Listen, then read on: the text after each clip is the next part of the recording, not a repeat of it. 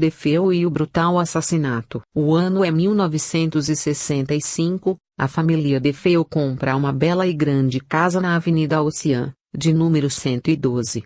Foram morar na casa, além do senhor e senhora DeFeo, seus 5 filhos, e todos esperavam viver uma vida tranquila.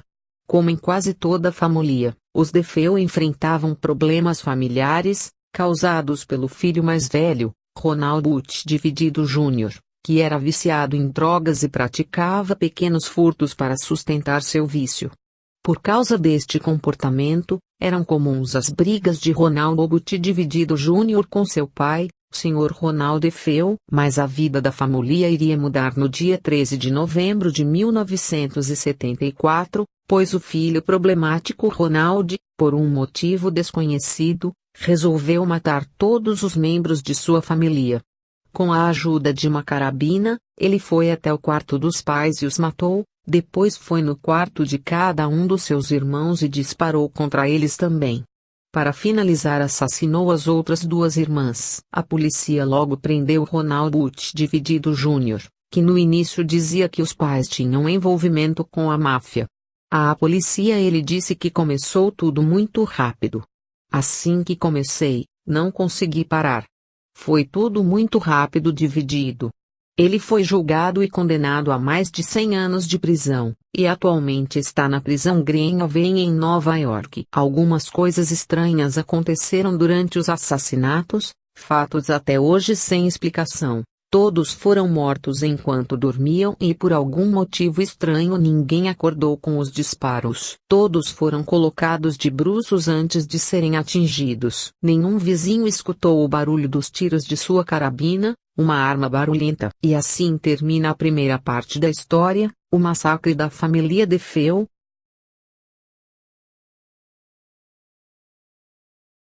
Os Lutz se mudam para casa e ficam 28 dias. Um ano depois do massacre da família DeFeo, a casa foi vendida, mais precisamente em dezembro de 1975, para a família Lutz, que era composta por George e Katy Lutz e seus 3 filhos: Daniel, de 9 anos, Christopher, de 7 e Missy, de 5. Mesmo sabendo da história trágica da casa, os Lutz diziam não se importar e mudaram-se para ela, mas antes levaram um padre para abençoar um local. Não funcionou pelo visto, pois a família Lutz ficou somente 28 dias no local. Eles simplesmente fugiram, deixando todas as suas coisas para trás. Eles relataram que surgiam enxames de moscas do nada, portas e janelas abriam e fechavam abruptamente, mãos invisíveis os arranhavam durante a noite, ouviam barulhos, sons de tiro e até visões de fantasmas. Enfim, o local estava mal assombrado. E assim termina a segunda parte da história, a fuga dos Lutz.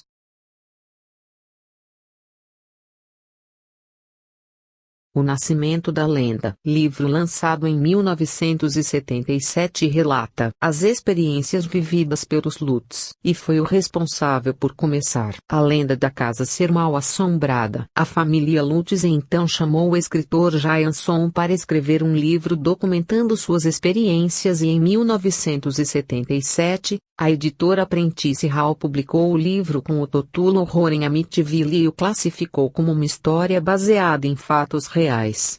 O prefácio do livro dizia: os nomes de pessoas mencionadas neste livro foram modificados para manter sua privacidade. Porém, os fatos e acontecimentos apurados são estritamente verdadeiros. Foram vendidas mais de 3 milhões de cópias do livro e os Lutz viajavam pelo Zewa contando sua história. Também foi produzido um filme em 1979 baseado no livro que arrecadou $80 milhões. Em 2005 foi lançada uma refilmagem do original Horror em Amityville. E agora no ano de 2017 chegou aos cinemas no dia 14 de setembro, Amityville, O Despertar, novo filme da franquia de terror Amityville que conta a história da jovem Bella Thorne, está disposta a desvendar os mistérios que envolvem a motica casa para a qual se mudou com sua família. Com o destino de sua mãe e seus irmãos em jogo, o bem e o mal colidem numa atmosfera de suspense onde apenas Billy é capaz de defender sua família de uma força sobrenatural. Como foi viver 28 dias na casa? Com o passar dos anos, os Lutz foram revelando como foi viver naquela casa, através de suas palestras e de livros. Quem mais falou no assunto foi Daniel Lutz, que tinha 9 anos na época e fez um documentário contando o que passou. Vamos ver o que foi revelado. George Lutz não parava de sentir frio e passava boa parte do seu tempo alimentando a lareira com lenha. Na última noite que a família passou na casa, o rosto de sua esposa havia temporariamente envelhecido e posteriormente a mesma teria levitado da cama. George adorava dizer que era o cara da casa de Amityville.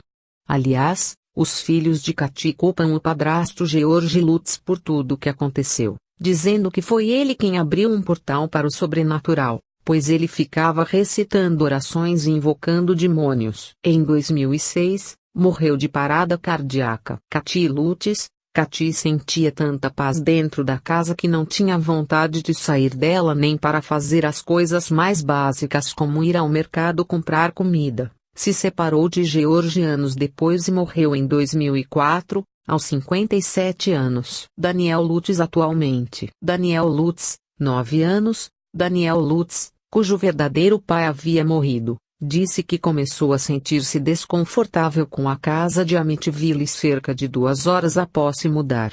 Ao apanhar uma caixa no andar de cima para levá-la ao salão de jogos, ele notou que a mesma estava repleta de moscas. Ele disse ter matado uma centena delas, e após ir chamar sua mãe para ver o que tinha acontecido, todas as moscas mortas tinham desaparecido. O fato dele ter caído da escada ele acredita aos espíritos. Sua cama mexia muito. Diz que toda a família teve uma mudança de personalidade. Uma janela fechou e esmagou seus dedos. Ficou muito triste pelo fato da igreja não tê-lo ajudado como ele queria. O ódio que sente por George Lutz. Ele chegara a alegar que tentou matar o padrasto no passado. Diz ter visto uma figura demoníaca no quarto de sua irmã menor. Daniel disse ter visto um espírito invisível entrando na cozinha, derrubando uma faca no chão e deixando uma marca em um assento de vinil acolchoado. Daniel nunca quis ser conhecido como o garoto de horror em Amityville, ele queria ser uma pessoa normal, mas aquilo tudo perseguia. Por isso, num belo dia, ele falou com Katy e saiu de casa em busca de seu lugar. Chegou a ser mencionado que Daniel saiu de casa quando tinha 15 anos, e morou durante um tempo nas ruas, no sudoeste norte-americano. No entanto, atualmente, Daniel morava com sua esposa e 2 filhos no Queens, em Nova York, onde ele trabalhava como pedreiro. Christopher, 7 anos, Christopher disse que ele e o irmão tinham compartilhado uma experiência em termos de levitação em suas camas. O cachorro da família também parecia sentir a malevolência do local, uma vez que ele tentou saltar sobre a cerca, mesmo estando preso na coleira. Uma noite, uma figura escura, e que lembrava uma pessoa apareceu na porta do seu quarto. Ele conseguia ver o que parecia ser o esboço de uma cabeça e de um corpo. Era tão grande quanto um homem e tão definido quanto uma sombra, mas não vi nenhum pé, e isso me petrificou. Lembro de estar tão assustado, que eu queria gritar mamãe, mas eu sabia que minha mãe estava muito longe para poder chegar a tempo antes daquilo, disse Christopher, alegando que a sombra avançou na direção de sua cama, e desapareceu em seguida, deixando um intenso odor fétido. Ele garantiu que não tinha sido nenhum sonho. Christopher mora na cidade de Phoenix, no Arizona, e alterou seu sobrenome em 1989, retirando Lutz e colocando o sobrenome de seu pai biológico. Trabalhava como técnico em ar-condicionado e em obras para renovação de ambientes. Missy, 5 anos, simplesmente desapareceu do mapa. Ninguém sabe onde se encontra.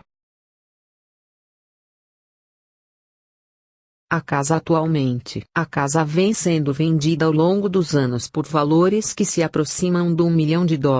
O interessante é que desde os lutos mais de famílias moraram no local e nunca relataram viver nada sobrenatural.